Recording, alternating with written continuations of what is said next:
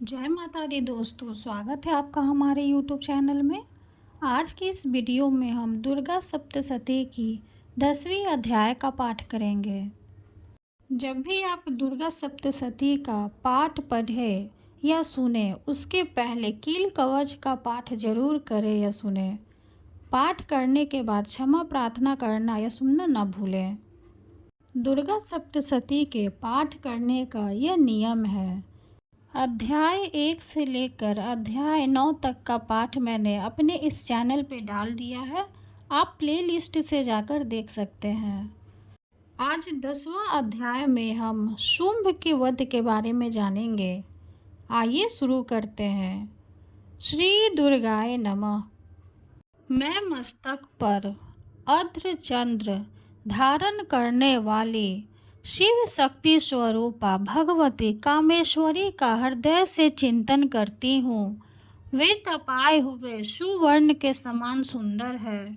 सूर्य, चंद्रमा और अग्नि, यही तीन उनके नेत्र हैं तथा वे अपने मनोहर हाथों में धनुष, बाण, शंख, पाश और शूल धारण किए हुए हैं। ऋषि कहते हैं, राजन, अपने प्राणों के समान प्यारे भाई निशुंभ को मारा गया देख तथा सारी सेना का संहार होता जान शुंभ ने कुपित होकर कहा, दुष्ट दुर्गे, तू बल के अभिमान में आकर झूठ मूठ का घमंड न दिखा।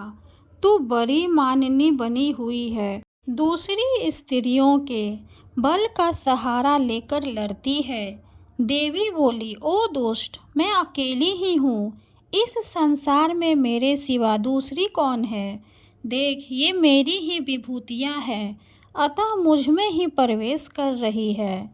तदंतर ब्राह्मणी आदि समस्त देवियाँ अंबिका देवी के शरीर में लीन हो गई।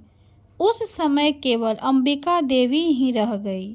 देवी बोली, मैं अपनी ऐश्वर्य शक्ति से अनेक रूपों में यहाँ उपस्थित हुई थी। उन सब रूपों को मैंने समेट लिया।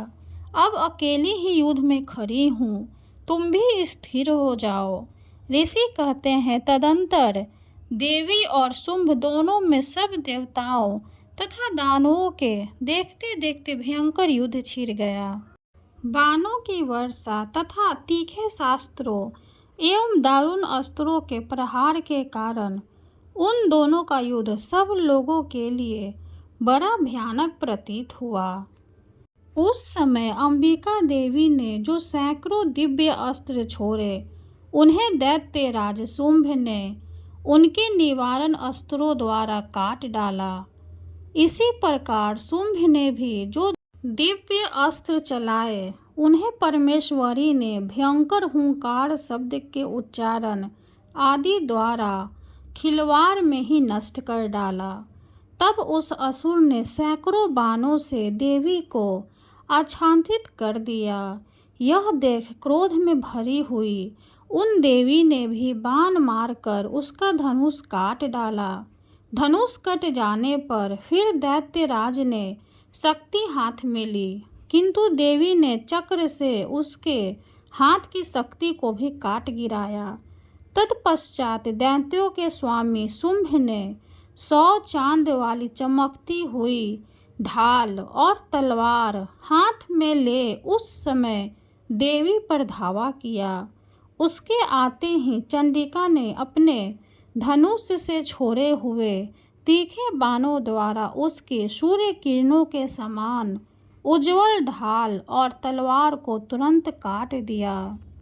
फिर उस दैत्य के घोड़े और सारथी मारे गए। धनुष तो पहले ही कट चुका था, अब उसने अंबिका को मारने के लिए उद्धत हो भयंकर मुदगर हाथ में लिया। उसे आते देख देवी ने अपने तीक्ष्ण बाणों से उसका मुदगर भी काट डाला। इस पर भी वह असुर मुक्का तान कर बड़े वेग से देवी की ओर झपटा। उस दैत्यराज ने देवी की छाती में मुक्का मारा। तब उन देवी ने भी उसकी छाती में एक चांटा जड़ दिया। देवी का थप्पड़ खाकर दैत्यराज शुंभ पृथ्वी पर गिर पड़ा, किंतु पुनः साहस पूर्वक उठकर खड़ा हो गया। फिर वह उछला और देवी को ऊपर से जाकर आकाश में खड़ा हो गया। तब चंडिका आकाश में भी बिना किसी आधार के ही शुंभ के साथ युद्ध करने लगी। उस समय दैत्य और चंडिका आकाश में एक दूसरे से लड़ने लगे। उनका वह युद्ध पहले सिद्ध और मुनियों को विस्मय में डालने वाला हुआ। फिर अंबिका ने शुंभ के साथ बहुत देर तक युद्ध करने के पश्चात उसे उठाकर घुमाया और पृथ्वी पर पटक दिया। पटकने जाने पर पृथ्वी पर आने के बाद वह दुष्ट आत्मा दैत्य पुनः चंडिका का वध करने के लिए उनकी ओर बड़े वेग से दौड़ा। तब समस्त दैत्यों के राजा शुंभ को अपनी ओर आते देख देवी ने त्रिशूल से उसकी छाती छेद कर उसे पृथ्वी पर गिरा दिया। देवी के शूल की धार से घायल होने पर उसके प्राण पखेरु उड़ गए और वह समुद्रों, द्वीपों तथा पर्वतों सहित समूची पृथ्वी को कांपता हुआ भूमि पर गिर पड़ा।